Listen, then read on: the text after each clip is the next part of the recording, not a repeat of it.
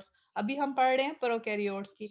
अगर cell membrane एक structure है बैक्टीरिया की आउटर साइड पे, तो इसका फंक्शन क्या है? Regulates the transport of protein. बिल्कुल उसी तरह जैसे वो ट्रांसपोर्ट मटेरियल की ट्रांसपोर्टेशन करता था, साइको वो पिनोसाइटोसिस था, फेगोसाइटोसिस थी, इसी तरह ये भी रेगुलेट्स करता है ट्रांसपोर्ट ऑफ प्रोटीन्स है, न्यूट्रिएंट्स है, शुगर है, इसके अलावा इलेक्ट्रॉन मॉलिक्यूल्स है, मेटाबोलाइट्स है, इन सब की ये नहीं एक्ट करता है as a selective permeable membrane. इसके अलावा इसमें एंजाइम भी पाए जाते हैं। एंजाइम क्यों पाए जाते हैं सेल मेम्ब्रेन में? For the respiratory metabolism, bacterial की रेस्पिरेशनल के लिए सेल मेम्ब्रेन में ये एंजाइम भी पाए जाते हैं। अब इसकी इंपॉर्टेंस क्या है? कह रहे ये डेलिकेट होती है नेचर में, तो इसके आउटर मोस्ट लेयर में जो है वो सेल वॉल है, तो सेल वॉल अगर शेप प्रोवाइड कर रही है, सपोर्ट प्रोवाइड कर रही है, तो सेल मेम्ब्रेन भी कुछ ये रोल प्ले करती है। अगर ये थोड़ी सी डैमेज हो जाए तो बैक्टीरिया की सेल की डेथ हो सकती है, क्योंकि ये थोड़ी डेलिकेट है। रप्चर हो जाए या कोई भी डैमेज हो जाए तो बैक्टीरिया की डेथ हो जाएगी due to the rupture of cell membrane. ये आपकी बुक में तो स्ट्रक्चर नहीं है, आप लोगों ने यहाँ पे ये देखना है एज इट यूकेरियोट्स की तरह ही है। ये देखें इसमें यहाँ पे बस कोलेस्ट्रॉल नहीं है, अदरवाइज ग्लाइकोप्रोटीन भी है, लिपिड्स है, प्रोटीन चैनल है। ये अपने ड्रॉ नहीं करनी, जस्ट देखने के लिए। नेक्स्ट जो ऑर्गेनेलिज है बैक्टीरियल की, वो है न्यूक्लियोइड्स। न्यूक्लियोइड क्या है? ये न्यूक्लियर मटेरियल है, या आप इसको डीएनए बोल सकते हैं, जो कि सेल के सेंटर में पाया जाता है। इसका दूसरा नेम है न्यूक्लियर बॉडी, या हम इसको क्रोमैटिन बॉडी भी बोल सकते हैं। न्यूक्लियर बॉडी, क्रोमैटिन बॉडी या न्यूक्लियर रीजन, ओवरऑल हम इसको न्यूक्लियोइड न्यूक्लियोइड बोल रहे हैं। इसमें डबल स्ट्रैंडेड मॉलिक्यूल है। कहते हैं ये आपने अभी डायग्राम में दिखाती हूँ, ये जरा इरेगुलर शेप में पड़ा होता है, एग्रीगेट्स, यानी ये जो इसका मजमुआ होता है ये इरेगुलर शेप में होता है, फाइन शेप में नहीं होता। ड्यूरिंग सेल डिवीजन ये फाइन शेप में आएगा। तो इसके अलावा बैक्टीरिया को हम हेप्लॉइड बोलते हैं, क्योंकि इसमें सिंगल क्रोमोसोम होता है। ये जरा आप डायग्राम देखें, ये बैक्टीरियल सेल है, इसकी आउटर लेयर सेल वॉल है, सेल वॉल है, और जो हमने अभी डिस्कस किया है इनर, वो सेल मेम्ब्रेन। और ये सारा मटेरियल क्या है? साइटोप्लाज्म है, उसमें डिफरेंट टाइप्स की ऑर्गेनेलिज हैं इसमें। तो जो भी हम पढ़ रहे हैं वो है न्यूक्लियोइड्स। तो न्यूक्लियोइड में क्या आ रहा है, जिससे हम कह रहे हैं कि ये न्यूक्लियर बॉडी भी कहलाता है, क्रोमैटिन बॉडी है, इसमें डीएनए है, ये बैक्टीरियल क्रोमोसोम है, ठीक है। न्यूक्लियोइड एक्ट करता है as a genetic material. Next है प्लाज्मिड। प्लाज्मिड टर्म आप लोगों के लिए एक न्यू टर्म है, हमने यूकेरियोट्स में तो नहीं डिस्कस की, ना ही वहां पे उन ऑर्गेनेलिज में पाई जाती है। ये प्रोकैरियोट्स यानी बैक्टीरिया के ऑर्गेनेलिज में प्लाज्मिड ऑर्गेनेलिज है ये। अब इसको हम डिफाइन किस तरह करेंगे? एडिशन टू क्रोमोसोम, यानी न्यूक्लियोइड तो है, क्रोमोसोम तो उस बॉडी में है, ये उसके अलावा एक एडिशन मटेरियल, एडिशन ऑर्गेनेली है, जिसे हम बोल रहे हैं प्लाज्मिड।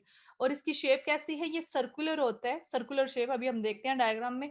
और डबल स्ट्रैंडेड डीएनए, और ये एक्ट करता है as a self replicating organelles.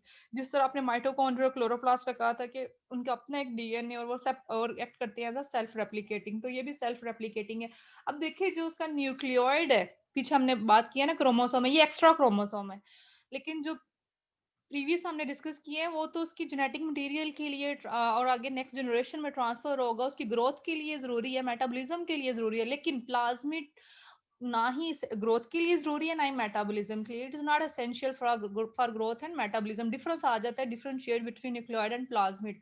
तो एक तो डिफरेंस ये है कि ये सेल्फ रेप्लिकेटिंग है और एक्स्ट्रा सर्कुलर डीएनए है। और तीसरा ये कि ये एसेंशियल नहीं है ग्रोथ और मेटाबॉलिज्म के लिए, जबकि न्यूक्लियर जो है, न्यूक्लियोइड है, वो एसेंशियल होता है। अब इसकी इंपॉर्टेंस क्या है? मतलब अगर प्लाज्मिड एक एक्स्ट्रा सर्कुलर डीएनए इसमें पाया जाता है तो इसकी इंपॉर्टेंस क्या है? कहते हैं कि जितने भी अब ये जेनेटिकल इंजीनियरिंग मॉडिफिकेशन हो रही है, एनिमल्स को यूज किया जा रहा है, तो ये बैक्टीरिया इंसुलिन बनाई जा रही है, डिजीज रेजिस्टेंट कोई काम हो रहा है, हैवी मेटल यूज हो रही है, जितना भी ये प्रैक्टिकल वर्क हो रहा है, रिसर्च हो रही है जेनेटिक इंजीनियरिंग में, मोलेकुलर बायोलॉजी में, उसमें ये प्लाज्मिड यूज किया जाता है बैक्टीरिया का, क्योंकि ये एक्स्ट्रा सर्कुलर है ना। तो ये इससे जो है बहुत सारी हम इसको यूज कर सकते हैं as a vector carrier of foreign GNA, foreign gene. यानी हम इसका जो है क्रोमोसोम प्लाज्मिड बाहर निकाल के उसको कट करके अपनी मर्जी की अगर इंसुलिन बनानी है, तो हम वो वाला जीन इसके साथ अटैच करके दोबारा इनकी वो इसकी बॉडी में इंसर्ट किया जाता है, तो हमें वो कॉपीज मिल जाती हैं। यानी जेनेटिक इंजीनियरिंग में प्लाज्मिड बहुत ज्यादा यूज हो रहा है, और प्लाज्मिड की वजह से ही बैक्टीरिया स्पीशीज को बहुत ज्यादा यूज किया जाता है। इसके क्वेश्चन आ जाता है, write the importance of plasmid. यानी contain drugs, heavy metal resistance है, डिजीज रेजिस्टेंस जीन है, इसमें यूज एज अ वेक्टर है in modern genetic engineering techniques. ये बड़ा ही इंपॉर्टेंट शॉर्ट क्वेश्चन है। जो नेक्स्ट ऑर्गेनेलिज है वो राइबोसोम है। ये टर्म्स आपको पता है, आपने चैप्टर नंबर 4 में सारी टर्म्स यूकैरियोट्स में पढ़ चुके हो वन बाय वन। अब हम प्रोकैरियोट्स में पढ़ रहे हैं। तो राइबोसोम्स क्या है, वहां पे भी हमने डिस्कस किया था कि ये स्मॉलर होता है यूकैरियोट्स के राइबोसोम से। सो स्मॉलर देन यूकैरियोटिक राइबोसोम। अगर केमिकल कंपोजिशन देखें बिल्कुल इसी तरह इसमें आरएनए और प्रोटीन्स है। किस तरह एक लार्जर यूनिट होता है और एक स्मॉलर यूनिट होता है। तो अब ये देखिए जो अटैचमेंट किस तरह है, loosely attach to the plasma membrane, 1000 in numbers, बहुत ज्यादा नंबर्स में हो सकते हैं। अगर हम इसके सब यूनिट्स देखें तो एक लार्जर और एक स्मॉलर है। और ये जो बॉन्डिंग है ये कंट्रोल कौन सा आयन कर रहा है, मैग्नीशियम आयन। तो अगर जो इसका लार्जर यूनिट है वो 50s, और आपको इसका भी पता है ना स्वेडबर्ग यूनिट है। हम्म, स्वेडबर्ग यूनिट है ये। और फंक्शन क्या है, राइबोसोम ऑर्गेनेलिस पाई क्यों जाती है ऑर्गेनिज्म में।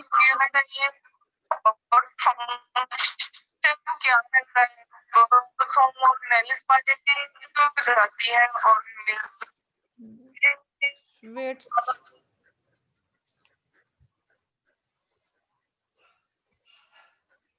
What happened.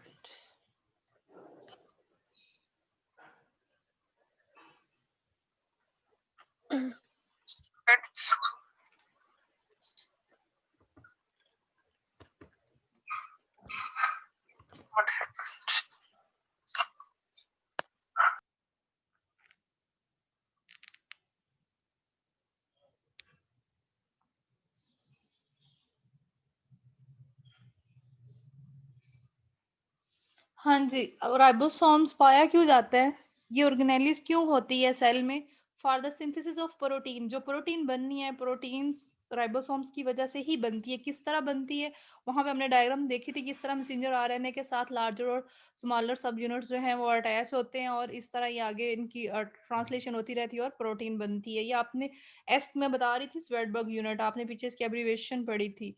अच्छा, नेक्स्ट है मिजोजोम। मिजोजोम जो है ये भी एक न्यू जो है ऑर्गेनेलिज है, और आप लोगों ने यूकेरियोट्स में नहीं इसको डिस्कस किया। अच्छा, मिजोजोम ये सेल मेम्ब्रेन है, इन्वेजिनेट हुई होती है to the cytoplasm forming a structure called mesosome. ये आप डायग्राम में देख रहे हैं, ये ऊपर सेल वॉल है, सेकंड लेयर है सेल मेम्ब्रेन, प्लाज्मा मेम्ब्रेन, और यहाँ से इसकी इनर साइड पे इन्वेजिनेशन हुई, और ये इन्वेजिनेशन इस फॉर्म में जब बनती है तो इसको ओवरऑल हम बोलते हैं मिजोजोम। अब ये क्यों बनती है, इसका स्ट्रक्चर किस तरह का होता है, वेजिकल फॉर्म, ट्यूब्यूल्स है इसमें आप देख रहे हैं, और साथ लेमिला भी है, सेंट्रल में, सेंट्रल साइड पे भी और सेंट्रल पे भी है, और किनारों यानी पेरिफेरल साइड पे भी है, एड्स पे भी है।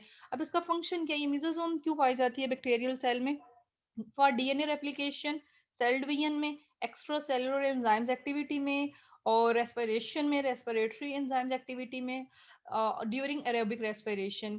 तो ये आपने ये स्लाइड इसी तरह ही याद करनी है और साथ ये स्ट्रक्चर भी ड्रा करना है।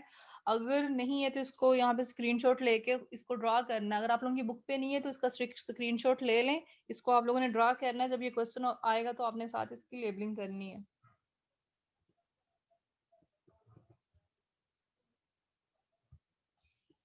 अच्छा जी, नेक्स्ट है ग्रेनोल्स एंड स्टोरेज बॉडीज। ये भी एक्स्ट्रा ऑर्गेनेलिज हैं बैक्टीरियल में। इसका क्या फंक्शन है, पहला है स्टोरेज ग्रेनोल्स, कहते हैं store extra nutrients when possible in competitive environment. जब मतलब कंपटीशन वाला एनवायरनमेंट होता है तो ये अपनी फ्यूचर के लिए ये स्टोरेज कर लेते हैं एक्स्ट्रा फूड की, न्यूट्रिएंट्स की, ठीक है, इन द फॉर्म ऑफ ग्रेनोल्स। ये जो स्टोरेज ग्रेनोल्स है मे बी वो स्टार्च है, ग्लाइकोजन है, सल्फर है, फैट है, फॉस्फेट है, वट एवर, इस तरह का जो भी रेलिवेंट मटेरियल है तो वो यहाँ पे स्टोर करेंगे।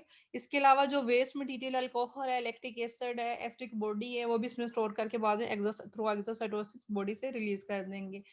नेक्स्ट है स्पोर फॉर्मेशन। बैक्टीरिया में स्पोर्स फॉर्मेशन भी होती है। दो तरह के स्पोर्स बनते हैं, एक एक्सोस्पोर्स हैं और दूसरे एंडोस्पोर्स हैं। एक्सोस्पोर्स जो हैं ये एक्सटर्नल, एक्स मीन आउटसाइड, ठीक है, एक्सटर्नल। तो ये एक्सटर्नल वेजिटेटिव सेल्स होते हैं, जबकि ऑन द अदर हैंड जो एंडोस्पोर्स हैं ये इंटरनल स्पोर फॉर्मेशन होती है, वेजिटेटिव सेल्स बनते हैं। अब ये स्पोर्स जो हैं,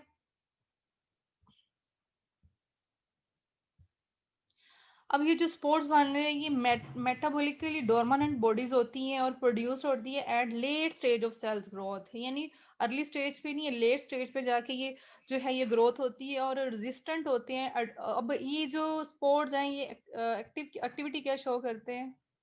लेट मी ऐड। हाँ जी, अब ये जो स्पोर्ट्स बनते हैं एक्सोस्पोर्स और एंडोस्पोर्स है, इनका फंक्शन क्या है? ये जो रेजिस्टेंट या हार्श एनवायरनमेंट होता है ना, उसको ये टैकल करते हैं। लाइट है, हाई टेम्परेचर है, डेजिकेशन है, पीएच है, केमिकल टेम्परेचर है, जो भी इस तरह की फिजिकल एनवायरनमेंट है ना, उनको रेजिस्ट करते हैं।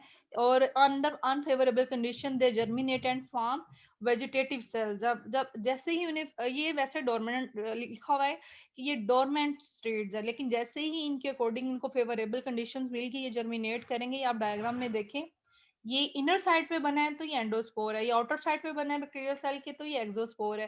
ठीक है, present within the body endospore and present outside the cell of bacteria called endospore. ये स्पोर है, ये सेल है। ठीक है, और ये इसका फंक्शन है कि ये रेजिस्टेंट होता है एनवायरनमेंट, जैसी फेवरेबल कंडीशन मिलती है तो ये जर्मिनेट करता है।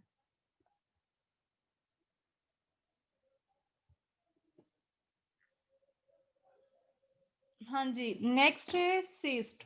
ये डोरमेंट, ये भी डोरमेंट है, थिक वॉल्ड होती है और डेजिकेशन रेजिस्टेंट है।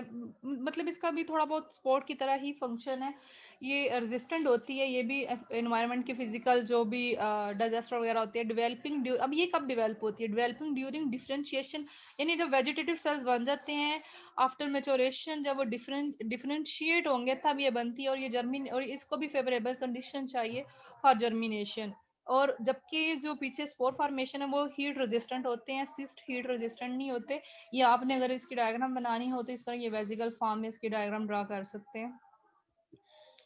अच्छा जी, नेक्स्ट है न्यूट्रिशन इन बैक्टीरिया। ये एक सेपरेट, पहले हमने सारी ऑर्गेनेलिस डिस्कस की है, यानी slime, capsule, cell wall, cell membrane, ये सारी पीछे हमने डिस्कस की है। वो एक लेदर टॉपिक था, हमने सारे मतलब आपको प्रोकैरियोटिक सेल की डायग्राम तो आती है ना बैक्टीरिया की, उसमें जितनी भी लेबलिंग आती है, यानी न्यूक्लियोइड है, क्रोमोसोम है, एक्स्ट्रा सर्कुलर डीएनए हमने प्लाज्मिड डिस्कस किया, फ्लैजेलम है, सेल वॉल है, साइटोप्लाज्मिक बॉडी, ये सारा ये वन बाय वन हमने डिस्कस किया है।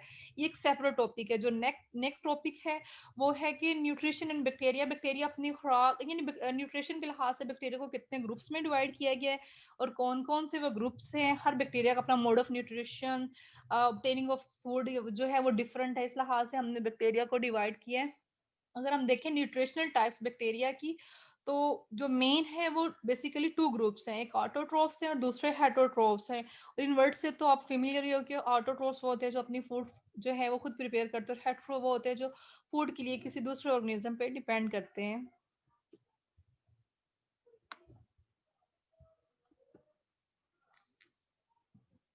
जी, autotrophic bacteria, they are some bacteria which are able to synthesize organic compounds necessary for their structure and metabolism from simple, यानी इनऑर्गेनिक कंपाउंड से organic compounds बनाना और मतलब अपनी खुराक खुद तैयार करना। तो ऐसा जो मोड ऑफ न्यूट्रिशन है इसको बोलेंगे बैक्टीरिया में ऑटोट्रोफिक बैक्टीरिया होंगे। और जो ऑटोट्रोफिक बैक्टीरिया इसकी भी आगे फर्दर टाइप्स हैं, यानी वो अपनी जो खुराक खुद तैयार करते हैं वो कितने तरीकों से करते हैं। एक है फोटोसिंथेटिक और दूसरे है कीमोसिंथेटिक।